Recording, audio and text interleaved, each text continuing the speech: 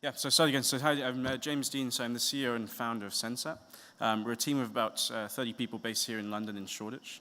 And what we're trying to do is essentially something incredibly hard, but teach artificial intelligence how to perceive the real world the same way we do as humans. So just to sort of explain what that means for a second, I kind of, for a second picture that you're not a human sat here today, but imagine that you're a computer. And as you sit here, you know what this is and that is. You can see chairs and myself, and you can hear sounds, and you can interpret things.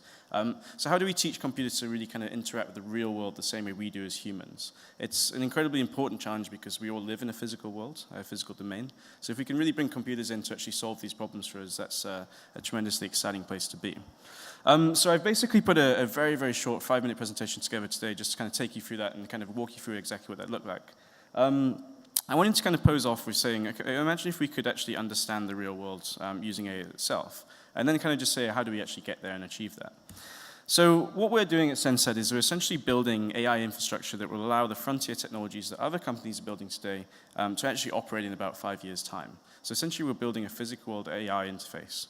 What does this mean and how do we do it? Well, essentially there's 3 ways of getting there, or 3 steps involved if you like. So the first one is to actually take the physical world itself and turn this from being made out of atoms and actually made out of code. So how do we digitally replicate the geometry of the physical world and take a copy of that? I'll show you in a second a video which kind of explains this a little bit further, but we actually do this using autonomous mapping drones, which actually give us digital replicas of the physical environment around us. Once we have this canvas, essentially the next phase is to come and actually add real-time information in. So how do we take real-time environmental information such as light and sound and where the people are and put them on top of this static 3D model, if you like. And once we have that, we have something very exciting called an environment.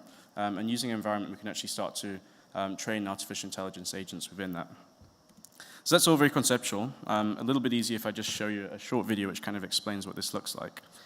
So this is, yeah, I don't need sound, it's okay. So this is just our office, just a couple kind of opening shots here to kind of show you this. And essentially, yes, so we actually needed to be very good at data capture, so using these drones. So we're actually now the UK's largest drone data company, drone data provider. And this is what we're using, essentially these autonomous drones that look like small planes almost, and they fly back and forth about 300 kilometers a day, taking millions of measurements to the ground there. And this is what we're creating. So this isn't a video, this is actually not real, if you like, a digital replica of Edinburgh in this case here, which is the highest resolution digital replica of a city which exists in the world today. So incredibly fast, rapid generation. And basically that's the canvas on which it serves to then start painting this environmental information on top of it as well. So, and then where we really work today as well is in large civil infrastructure. So how do we actually help a very physical sector, the construction industry, where they have to go and measure things physically? How do we digitize and automate that process so they no longer have to go out into the field, into dangerous places, which is very slow and repetitive there as well?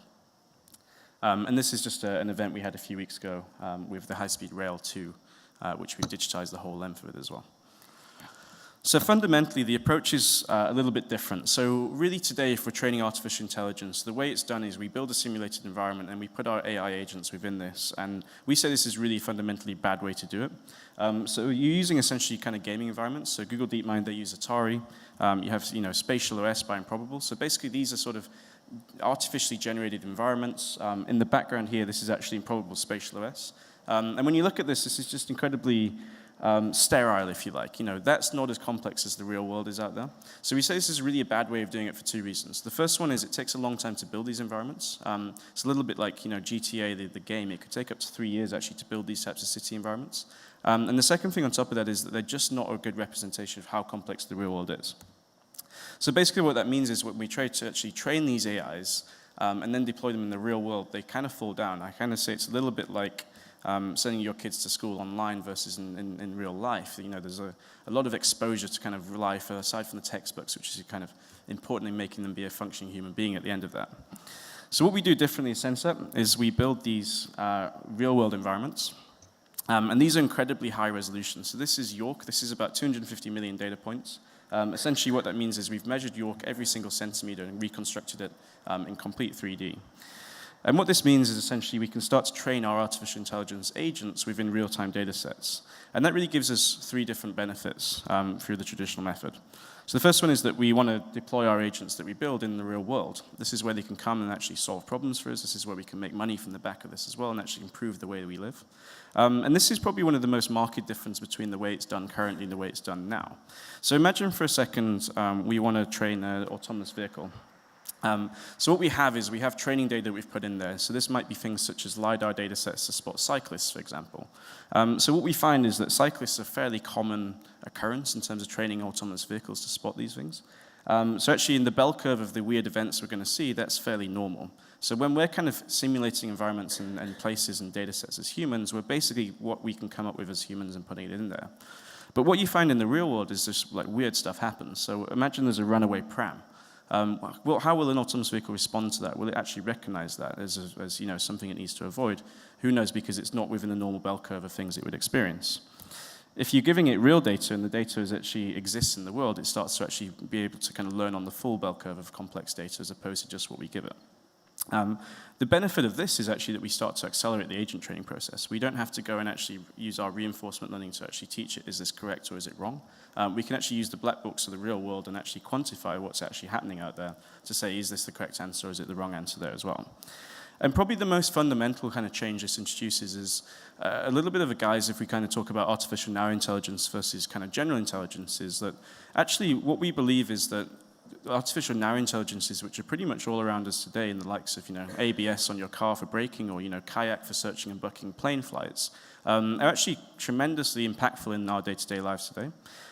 So what we really should do is see if we can develop a common language between lots of different artificial narrow intelligences, which together can begin to knowledge share and talk about the real world using a common language, which means that actually together they can create an ecosystem which is better than the whole of the individuals.